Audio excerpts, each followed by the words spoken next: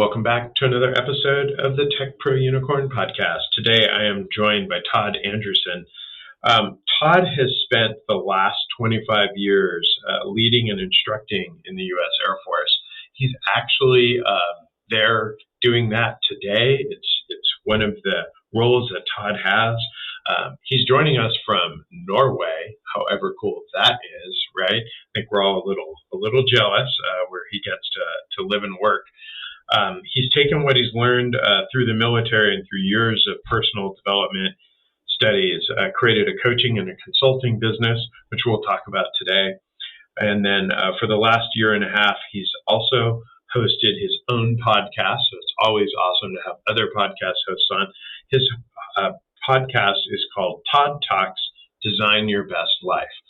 For those of you following along at home and want to check out a website where you can kind of follow and research while we're chatting, the best way to get a hold of us is at www.magic.ly/Todd Talks. You'll get all of his links. You can just kind of cyberstalk Todd while we have a conversation with him. His podcast has a goal of helping people design the life that they desire through mental, physical, emotional, leadership, and spiritual growth, which is just really altruistic and very cool. So, Todd, thank you for taking the time and joining us here on the podcast. Thank you for having me. Awesome. So, how does somebody who's had this really cool military career, is chilling out in Norway, what caused you to kind of say, I think I want to be a coach, and I think I want to help people be the best version of themselves? Well, technically, I've been a coach most of my life. When I was 18, I started coaching gymnastics. And when my kids were old enough, I went back to coaching gymnastics. I was a girls' gymnastics coach. And I found myself at that time spending a lot more time giving these teenage girls life advice than actually teaching them how to do the routines and everything. That's just one example of many different areas of my life. Kind of a jack of all trades, master of some. I've been a pilot since I was 15. And as a pilot in the military, I was an instructor pilot on 3 different aircraft. And quite a few times I was given troubled co-pilots to work with. This was even before I was an instructor, because I had the patience to work with them. And I find that I enjoy helping people improve their life, improve their skills, improve where and what they want to do, improve their goal set, right? And so as I've gotten closer to my retirement, I'm 1 year out from retiring. So a couple of years ago, I had thought about doing a podcast, but it was always, I'll do it after the military. Mm-hmm. Everything was, I'll do it when I get out. But I'm a big believer in inspiration, and I was inspired to start then, a year and a half ago. So within 3 weeks, I went from, I'll do it when I get out of the military because I don't know what I'm doing, to the first episode was released. And I figured I'll learn as I go. And that's what I've been doing. And it's been a blast. And then with that, the next step was always, I'm going to launch a coaching and consulting biz when I get out of the military. No, that same inspiration came, and it's like, start it now. There's people that need your help now. So that's why I launched the coaching consulting biz. Again, as you put, altruistically, the main goal for me is help as many people as I can in the different ways that I'm able to. I love it. One of the things that I like about what I saw, right? I tell all my guests I generally cyberstalk them before the podcast episodes so that I can learn and participate in somewhat of an intelligent way. What was the approach around not just like sometimes you get a life coach, right? And that's great, and they help you come up with a plan. Or sometimes you'll get somebody who wants to help you with the spiritual growth. Or sometimes you'll get somebody that wants to help you um, be a better leader. And then sometimes you get like people that are more fitness oriented, and they're like, Mm-hmm. you kind of swirl all that together, which is important, I think, right? If you think about the whole self, right, the spiritual, the emotional, the mental, the physical. To me, to raise one up without dragging the others along doesn't seem like it's going to be ultimately successful. My philosophy on that is that there's kind of four pillars. There's the physical pillar, emotional, spiritual pillar, the health and wellness pillar, and then the mental and leadership type pillar. So if you don't have all of those, if you're not working on all those areas, your table's going to be wobbly. Right. You don't have all the legs to the stool or to the table. Correct. That makes a lot of sense. Go ahead. I was just going to add, and because of my personality, and my mom used to say that I lived 3 lifetimes in my first 30 years of life, because I've had so many different experiences and done so many different things. Speak 4 languages, have been to 40 some odd countries. And wow.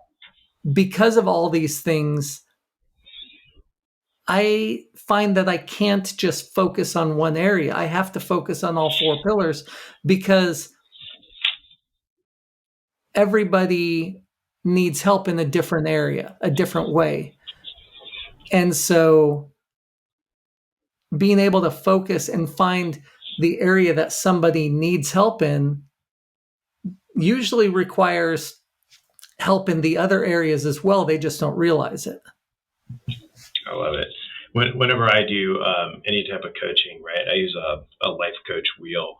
And what I like about it is has all these kind of spokes that come out, and some of it's like relationships, money, mental health, job, personal life, friends, family, and I have folks kind of rate all that. And what I get is a Fred Flintstone kind of chunky concrete wheel, right? It's got like things that are out, things that are low, and I'm like, you can't roll down the street with that, right? You need essentially that round wheel. So we might have to pull some things back, maybe even that you're great at. We need to pull them back a little bit so that you can focus on some of these other things that aren't quite, as rounded or developed as perhaps some of these other things are. And people, it kind of blows their mind, right? They're like, but I'm really good at this. Yeah, you're so good at this that you're ignoring the rest of this stuff, right? You're so good at making money that your family is suffering and your wife's ready to divorce you. Amen. Yeah. It's very common, right? Like, and then you get into that whole, like, what's important to you? Is money important? Is your family more important, right? And a lot of introspection. I just love the coaches that I get to talk about, because they really truly want to help people. And to me, you need somebody from the outside to really help you see yourself. It's really hard to go on some introspection journey solo without somebody to hold you accountable, to give you feedback, and then to help you find a way forward. It just becomes really, really hard to do on your own. When you do it solo, you do it in fits and starts. When you do it with someone that holds you accountable, you have much more linear growth. Not linear, like but that. exponential growth. Linear is a straight line. Exponential growth. Well, I mean, I think you just in consulting, right, we have a lot of engagements that people could do on their own. They hire a consultant because now they made an investment, so they're committed to it. And then we just project manage them through what they could have done themselves. And that's the value, right? Is that we hold them accountable. They made a commitment financially. And then they go through the process and they come out with the reward on the other side, right? Could they have done it themselves? Perhaps. It would have taken a lot longer, probably wouldn't have been as good. And to me, coaching is very much that same. I always say, find a coach you like. There's a lot of coaches out there. Mm-hmm. So find someone who resonates with you and then really explore, what they're doing. What have they done? Do they speak to you? Is it someone that motivates you? Do you want to talk to this person on a regular basis? And then make that connection, right? And there's so many coaches that there's somebody out there for everyone. It's really cool. Absolutely. And I liked what you said there, because there's so many coaches out there, but you want somebody that resonates with you. Because if you don't resonate with them, guess what? You're going to be hiding from them. You're going to be not answering their call, letting it go to voicemail. Mm-hmm. Oh, I'm so busy. Yeah. I love your story in that you decided not to wait, right? You decided, like, why am I putting these artificial, like, boundaries around myself, right? And you chose consciously, while serving our country. And thank you, obviously, for your service. It's awesome to have a fellow vet on the show. You remove that barrier. Talk to me about, because I think a lot of people do that, right? I'll go to the gym. I'll start next week. They put all these limiting craziness around them, right? I'll give up Cokes next week or a month. I'll stop drinking soda. I won't eat out. I won't eat as much. I'll eat smaller portions. Pick a damn excuse that we all live with. And it's always tomorrow, mañana, later, somebody else's problem. All these limiting beliefs that we put on ourselves. Talk a little bit about how folks can overcome some of that.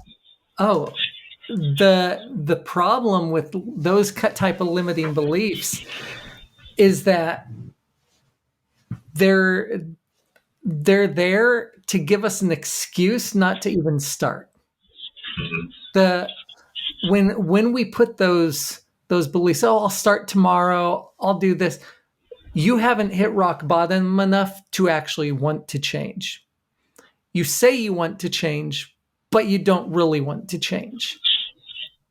For years, I've been a sugar addict. And I would start a diet, stop a diet, gain weight, lose weight, gain more weight for years. And then when my wife and I got on the same page and said, we're making a red line, we're not eating sugar, and we're not eating things made of flour.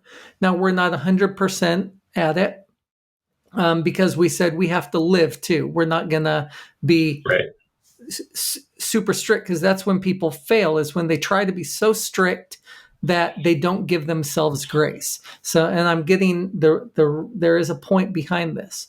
So we started that 6 months ago, and I've lost almost 40 pounds. She's lost 35 pounds.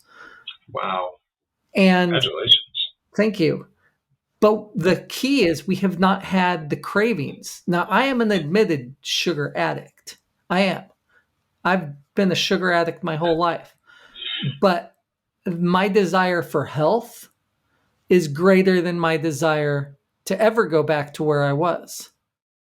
And that's how you overcome this. I'll start tomorrow. I'll start this. No, you have to change your desire. Mm-hmm. And you have to make it a want, a need. And for some people, that requires them to hit rock bottom. It requires them to have a doctor tell them that, hey, if you don't stop this, you're going to die. But for others, it can be just a decision. It can be, I'm tired of being tired. I'm tired of living paycheck to paycheck. I'm tired of name what it is. And Mm-hmm. I refuse to do that anymore. And when you it's just a switch that you flip in your brain. Right. Literally, it's just a switch you flip in your brain that you then just take the first step. You don't wait till tomorrow. You take the first step today, immediately. I love it. That's how you start. When I got that inspiration that you need to start your podcast now, I got online. Actually, I went to a local store, and I bought a microphone.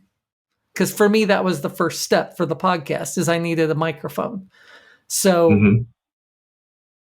meanwhile, I'm reading all the how to start a podcast, blogs, etc. But that was step one, get a microphone. Okay. Step two, name your podcast. And Yeah. so I just made a plan and I just started checking it off. That's another way, is make a list of goals that you can break down into daily activities that you can check off each day. So you have a big goal, right? The big goal of, I want 10,000 podcast downloads. Okay, well, what do I need to do that? Well, first I need to have a podcast weekly. Okay, now I need to have my first episode recorded. Well, okay, in order to do that, I need to have the website to host the podcast. So once you have that broken down, then you just go one by one and you just start with the one that you can do today. You check it off. That's a win. Okay. Mm-hmm. Then what's the next thing? Check it off. That's another win. All the small wins cause you to put your feet one foot in front of the other, so that suddenly you find your desire to run a marathon. You started with walking 100 meters. And then the next day you walk 200 meters. And a month after that, you realize, hey, I just ran 2 miles. And then another month, and I just ran 5 miles nonstop. It's that little by little, making a plan and just one chunk at a time. How do you eat an elephant? One bite at a time. And I love it.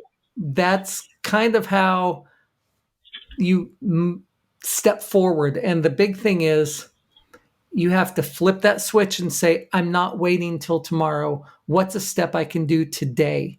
And you take that step, even if it's at 11:59 p.m. As long as you take that step before it becomes today again, because there is no tomorrow. It's always today. Mm-hmm. But your brain will think of it as tomorrow. Take a step today and then check it off, because your brain loves seeing those check marks or crossing things off a list. I love it. There's so much, right, support now out for people that want to do. I don't care what type of change it is, right? You want to learn meditation. Technology has really came and supported the human, I feel, in the way of apps. There's an app for meditation. There's an app for mental health. There's an app for exercise. Even if you're not a fitness guru, right? You're 200 pounds overweight. There's an app, right, that will help you. That'll give you those small chunks. Now if you never open the app, or you don't download the app, or you don't want to pay the $6 for the app, that's sometimes that first step, is the exploration of, buying a microphone. Okay, well, shit, I just spent a couple $100 on a microphone. I better do something with this, or my wife's going to be like, hey, what'd you spend a couple $100 on that paperweight for? Oh, yeah, I need to do my podcast, right? I built out a whole podcast studio at our corporate office, and everyone's like, you better be in there every day. That cost us a ton of money, right? So every day I'm in our podcast studio for at least an hour every day. Sometimes I love that. Just take the first step. I mean, I always tell people when they want to change their diet, can you do it for 3 days? Because after 3 days, when you purge that sugar, when you purge the sodas, when you purge all that garbage that's in your body, all those artificial chemicals, read up. You want to give up stuff? Read the box that you're eating from. Read all those ingredients, and you're going to be like, I don't even know what the hell that is. Why would you put that in your body, right? But if you give it up for 3 days, there's like a chemical change in your body, I almost feel. And you're like, oh my gosh, I feel better. I like Oh, salads. I like eating healthy. It's amazing what happens after 3 days of purging. here's a great story for you. Your body changes, right? So when we lived in Serbia for 3 years, um, That's back in cool. 2014, and there we ate fresh food all the time. We rarely bought, and a lot of, in fact, most of the chemicals in our food in the US are not allowed in Europe. So there's not as many preservatives and all the motor oils and things that are in your foods. Mm-hmm. And so after about we'd been there for 6 months. We had the opportunity. They got some Pillsbury cookie dough at the embassy commissary.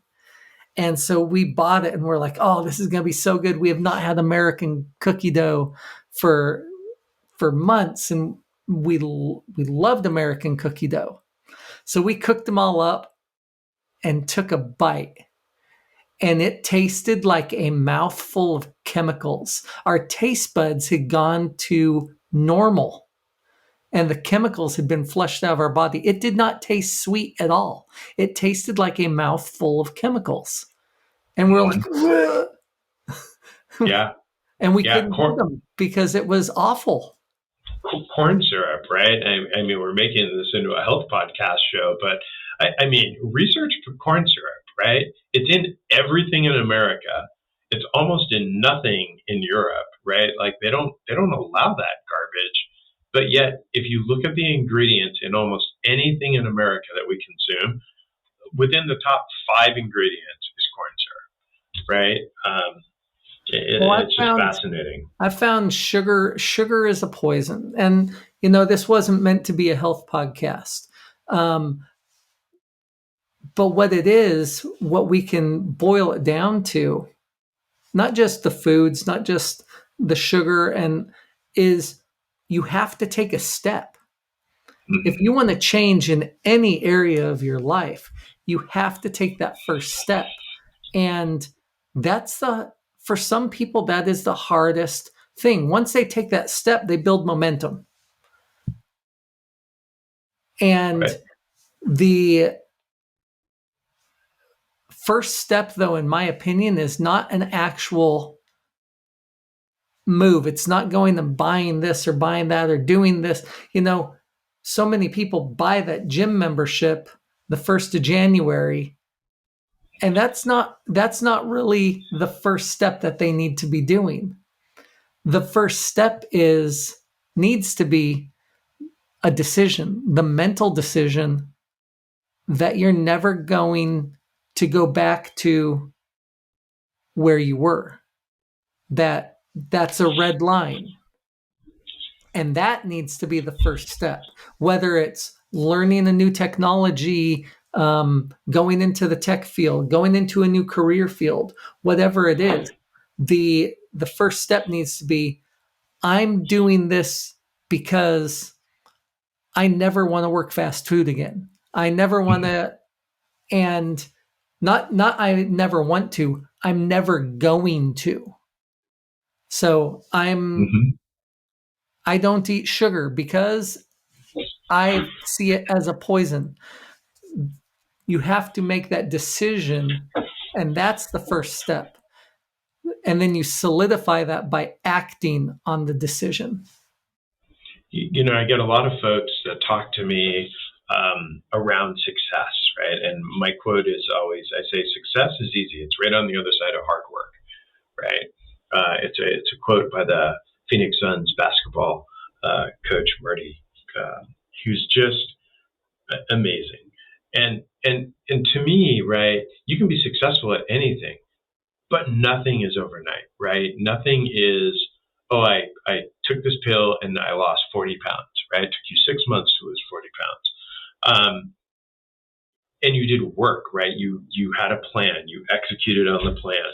So to me, I love what you're saying, right? You got to take that first step, and then it's just repetition, repetition, repetition, right? Getting better, a little bit better every day. If you have 3 sodas a day, tomorrow have 2 sodas a day, right? Go maybe 2 days, 3 days with 2 sodas.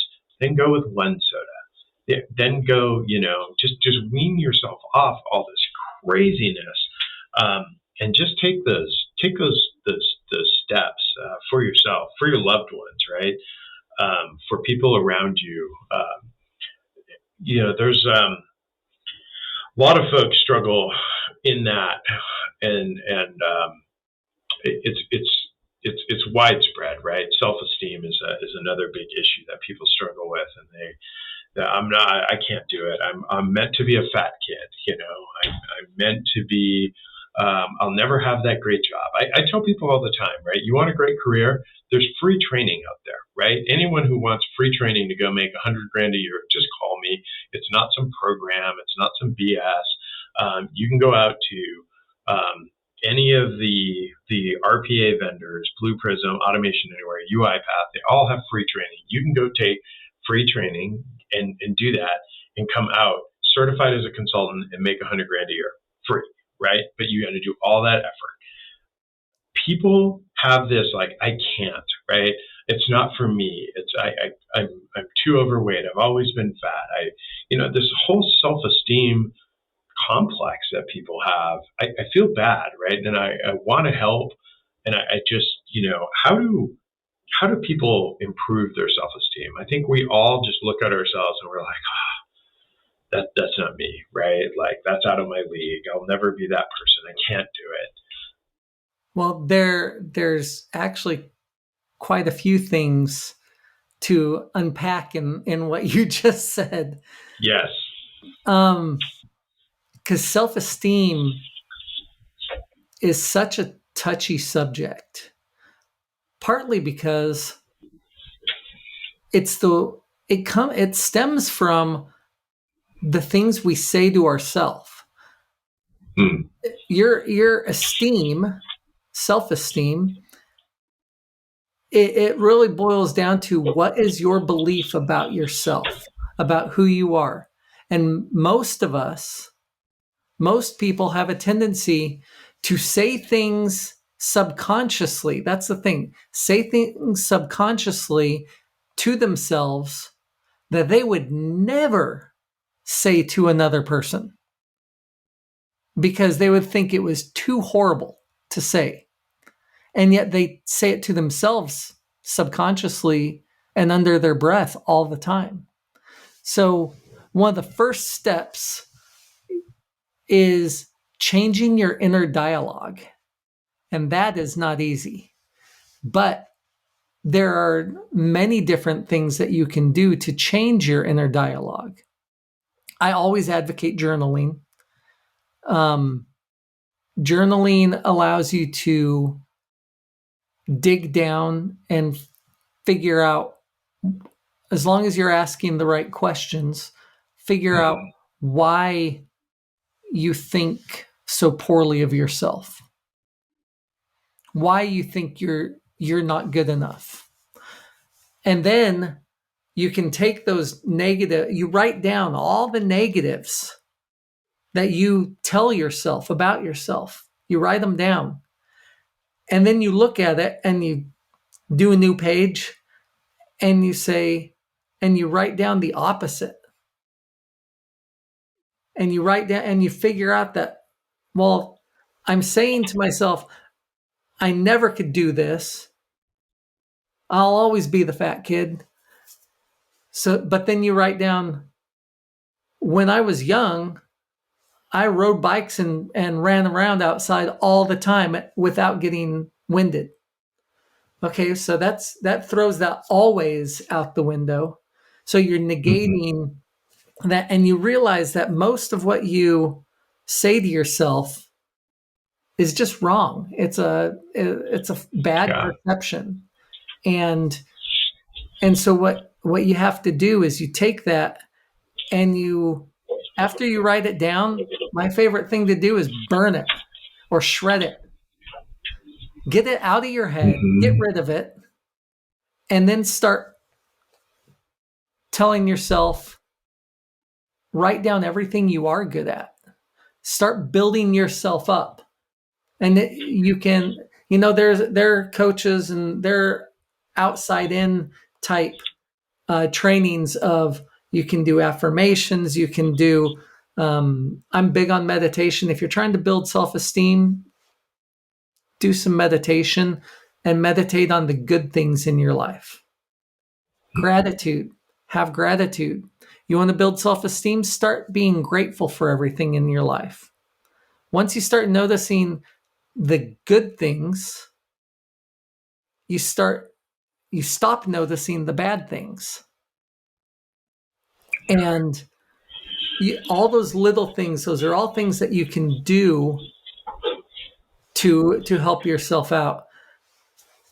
And the last one, because there's a lot more. There are books about it. There are so many things you can do, but the probably the last one is find something that you love, that you're good at, and do it. Start doing it every day. Maybe you love writing, so write every day, something that you feel good about. Maybe you love running, go run. Exercise will change your brain. It's hard to have a bad self-esteem when you're lifting weights. I I I love. I mean, I love the first thing that you said. We say to ourselves things that we would never say to other people. I mean, that's really powerful, You right? have to kick that devil off your shoulder. It's crazy, right? Like, I listen to my wife included. Hi, dear. She'll say things like, "Oh, I'm the chubby kid right now," or whatever, and I'll be like, I don't see you that way, right? Like you're beautiful, you're amazing. Um, and sure, we're all overweight and whatever, but to hear what people say to themselves, right? I'm like, wow, no wonder you have such low self-esteem, right? No one, it's not like you're being bullied. People are picking on you. You're doing it to yourself, for God's sakes, right? We bully Um, ourselves all the time. we do. I mean, I don't think I realized it as powerfully as when you said that we say to ourselves things that we would never say to other people. Because you wouldn't walk up and be like, you know, like that would be bullying, right? And we would never do that. We'd never walk up and be like, well, you're kind of chubby. What's going on? Like, we would just never say that, but yet we say that to ourselves. And that's being Um, nice. We say much worse things about ourselves. Yeah. The other thing I tell people with that is they'll be like, when they talk about how they perceive other people perceiving them, right? Like, oh, they looked at me, they must see that I'm fat, or I've got a stain on my shirt or whatever, and they get all self-conscious. I'm always like, wolves don't concern themselves with the opinion of sheep, right? Like, if you're on a plan and you're on a mission and you're taking those steps and you're becoming a better person, focus, right? Blinders on. Who cares what haters are going to hate, right? We have all these sayings about all this stuff, all this noise you're going to encounter on your journey, because it's easier for people to pull you back down than to push you up, right? Than to celebrate your successes, because they're jealous, right? Because you're doing what they can't do. So you have to be really careful to listening to the noise, is kind of how I think about it. But you just created an awareness in me around internal noise, right? Like, there's an internal noise. I talk myself out of going to the gym. I have an amazing gym. I love my gym. And I talk myself out of going to my gym every day, right? I'm like, you don't want to go there. All those guys working out, not as fit and blah, blah, blah. And I bring myself down. And it's very cool.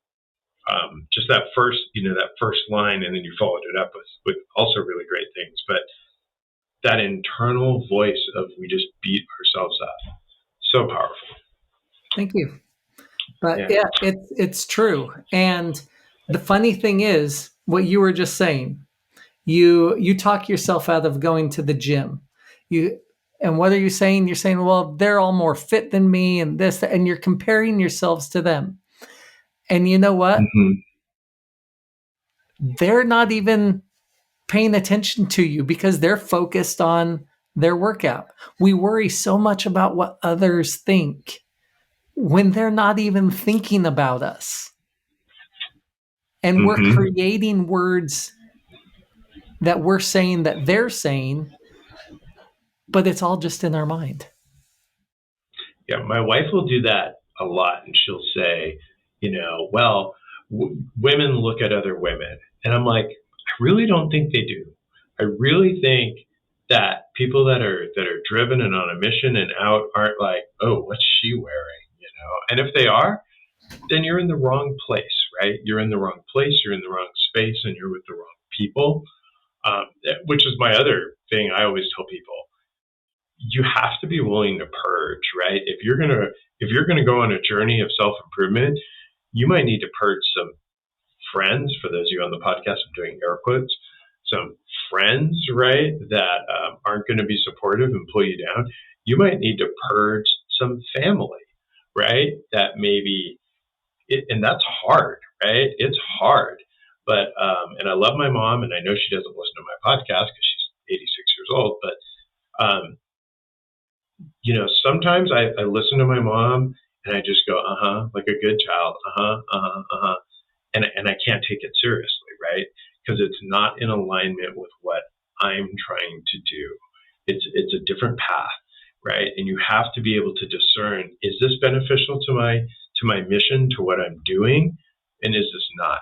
And you have to, cut the wheat from the chaff and take what's good and leave what's bad, and that includes people and advice and all that noise that's out in the world, and apparently what's also in my head, because I think there's a lot of noise there too.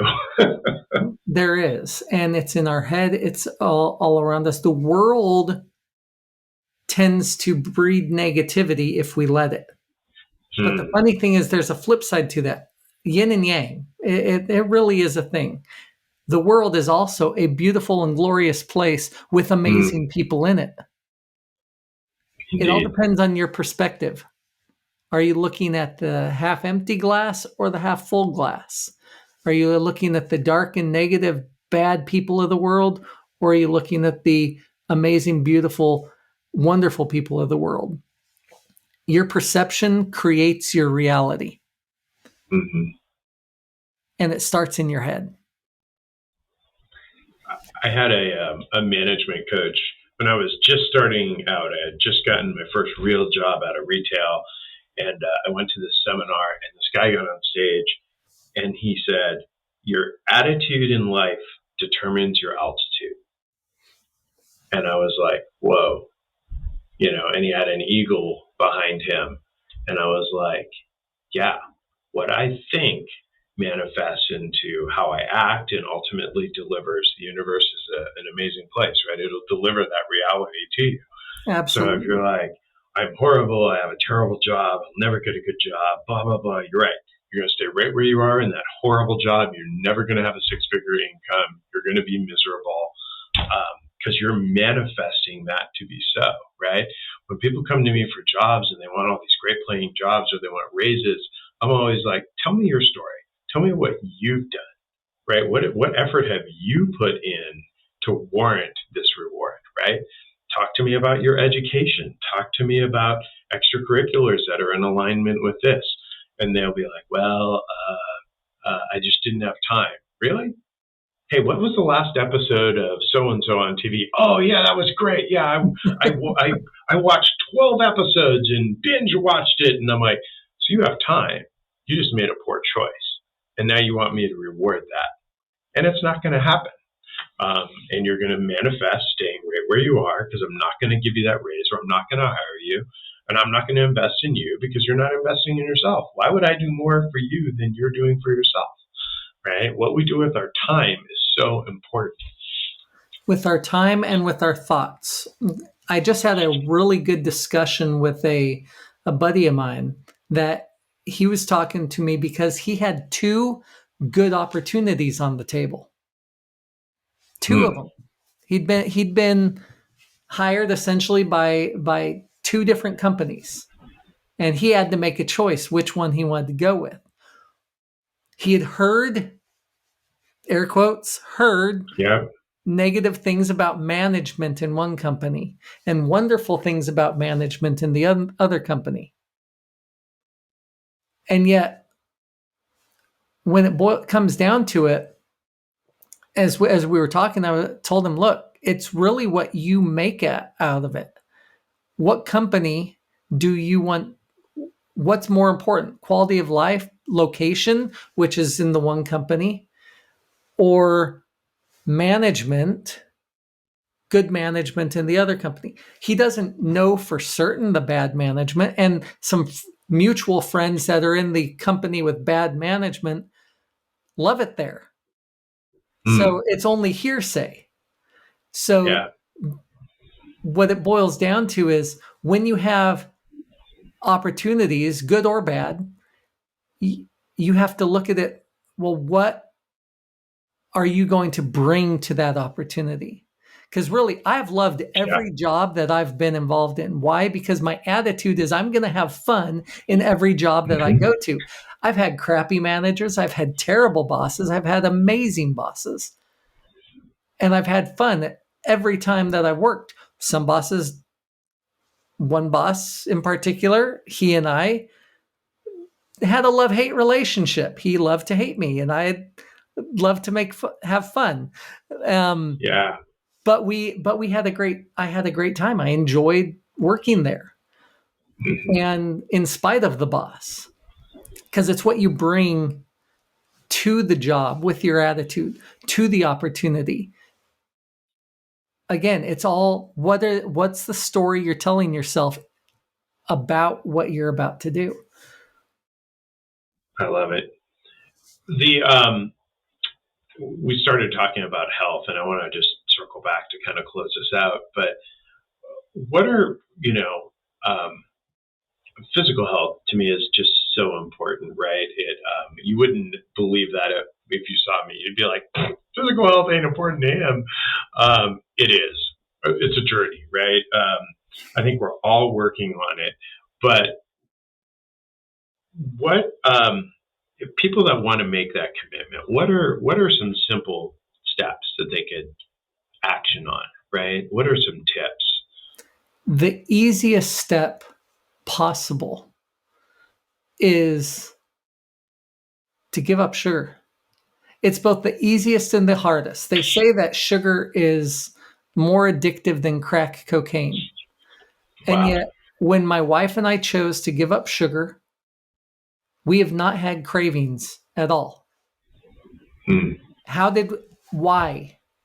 Well, because when we decided that this was a red line, and it's the eating method of bright line eating, right? We decided it was a red line, a bright line. We're not eating sugar and we're not eating things made with flour. When you make that decision that, well, this is a bright line, but you also have to give yourself grace. Why do most people fail at diets? Because they try to be so strict and follow a diet exactly as written that it becomes too cumbersome to work with. So what did we do? Okay, well, we said we're not eating sugar. What are we eating? We literally went through the house and probably got rid of $1,000 worth of food that had sugar in the first 5 ingredients, and we got rid of it and we gave it to friends so that we didn't just waste it, right? We gave it to some people that wanted it. And then we started buying just vegetables and meat. You either the cool thing about that is we didn't, even though the bright line eating way, you're supposed to measure everything out. We didn't. And we've lost the weight by eating massive portions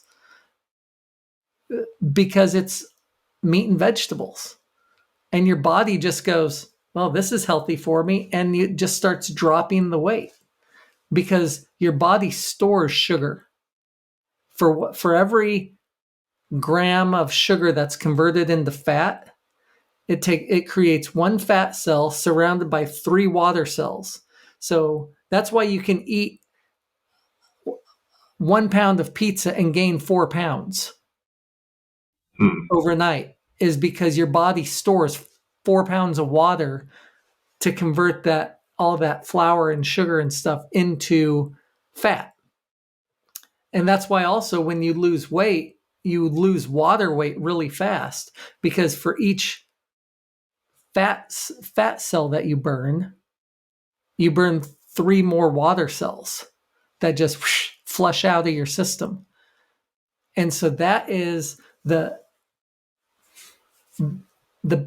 simplest step that you can do today if you want to start yourself on a healthy journey, is just give up sugar. But, and this goes back to that story I told earlier of my wife and I losing the weight. There's such a thing called grace. Most people fail because they don't give themselves grace. They don't say, well, they break down, they go to work and there was somebody's birthday party, someone put a piece of cake in their hand, they ate the slice of cake, they threw up their hands and say, that's it, my diet's over, and they go back to eating the way they were. The way my wife and I looked at it, it was, look, we're not going to be so rigid on this that we can't have the occasional, not daily, occasional dessert or something sweet. And, fruit's not cut out of our diet at all. So we have fruit a couple times a day, which gives us that little sweet kick that the body craves. Because it's not the natural sugars that are bad when you eat a piece of fruit. It's the added sugar, the man-made sugar. That's literally a poison for your body.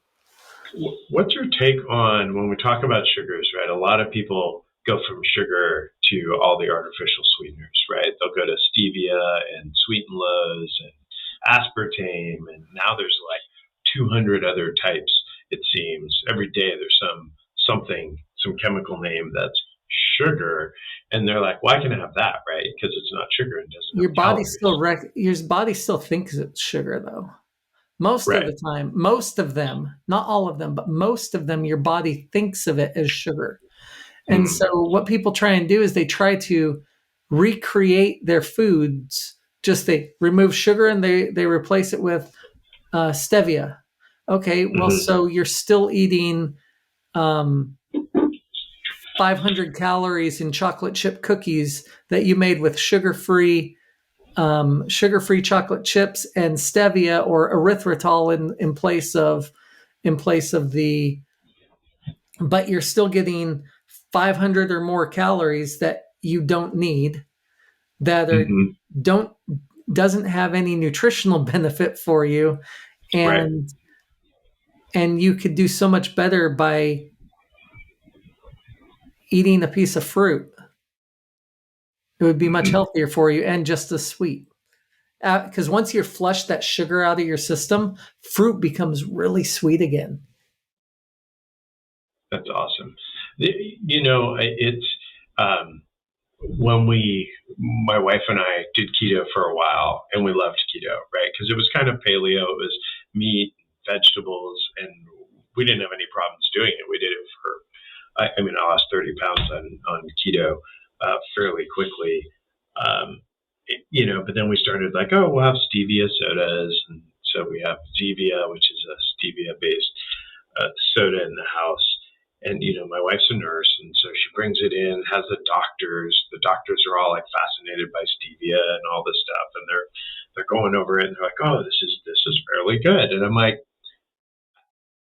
I just can't, right? Like I'm like, it's still a not natural chemical, right? That's like where I am. I'll have like a stevia once every 6 months. I'm just not. If I want a soda, I drink soda so infrequently. If I want a Coke, I'm going to have a Coke, right? I'm going to give myself grace. I'm going to have a Coke once every 6 months, like no harm, no foul. And let me tell you, when you have a Coke only once every 6 months, that's the best damn Coke you've ever tasted. It's amazing. Well, I tell you what, right here, okay, I have not given up my diet soda, right? I've lost all this weight and I still drink my Pepsi Max. But that's like my one thing that I give myself grace on, right? Right. And I'm still losing the weight. If there's one thing that's holding you back from doing it because, oh, well, I have to have this. Okay, well, have that soda, have that coffee, have that, don't have it every day if it's something that you're overindulging in. Mm-hmm. But that's where the grace comes in. I love it. Well, this is very cool. We've talked about limiting beliefs. We've talked about self-esteem. Todd, you've just openly shared your story, which is really powerful to hopefully touch others that are going through the same journey or same experience. We're all struggling with something, right? Whether it's weight or other demons. The world's a different place than it was 75 years ago. There's all kinds of vices and challenges and things that present themselves, and it's sometimes hard to navigate. We're still in May. May is still Mental Health Month. So if you're struggling with anything, right, and you are looking for options, if me or any of my podcast guests can be a conduit to helping you in any way, please feel free to use me as a conduit to get to them. But Todd, thank you for sharing your story. Again, Todd can be found out at magic.ly/Todd Talks. You can get to his podcast from there. He's got a pretty cool free initial consulting session to find out. You can talk to him a little bit more. You can be like, hey, that really stuck with me when you said, we say things to ourselves that we wouldn't say to others. Like, that was really powerful. And you want to talk to Todd some more about that. You can find time on his calendar out there. He's also got a link to some healthy supplements out there. I suggest, shooting him a note and talking to him a little bit about that before you just go going crazy ordering stuff. I'm sure he'd be glad to kind of guide you through that. But again, his podcast links are out there for both Apple and Spotify. So Todd, thank you for sharing both your story and all the knowledge you did. I think it's really powerful when my guests just kind of open up their lives and say, here's what I'm going through and the transformation I'm going through, and I'm willing to help others follow that path. It's really powerful. Well, thank you very much. Thanks for having me on the show. I really enjoyed this. This was a lot of fun.